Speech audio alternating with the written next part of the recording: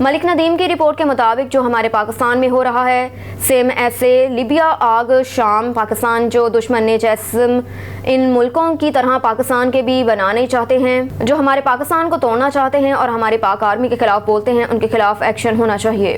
में जो अनारकी फैल रही है, आज यहाँ लड़ाई, कल वहाँ लड़ाई, फलां पार्टी का जलसा, इदारों के खिलाफ नाराबाजी, अदलिया पे वार, ये सब इन्हीं चालों का हिस्सा है जो लिबिया, इराक, नाइजीरिया, माली, शाम, ट्यूनिस, अफगानिस्तान में हुआ।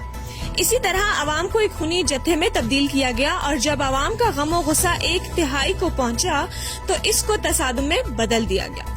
ये सब एक बहुत लंबे मंसूबे का हिस्सा था। दुश्मन कुव्वतों के खुफिया इरादे पाकिस्तान के खिलाफ इस आलमी साजिश को बनाने वाले हैं और यही मॉडल अब पाकिस्तान पे लागू होने को तैयार है।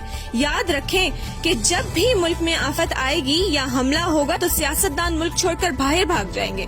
मुल्क में जो 230 खानदान हैं जिनके बच्चों के पास 5 साल के मल्टीपल वीजा लगे हुए हैं, वो भी मुल्क से निकल जाएंगे। अब पीछे बचेंगे मैं, आप और हमारी तरह के upper middle class, lower middle class और वो लोग जो गुर्बत की लकीर के ऊपर या नीचे रह रहे।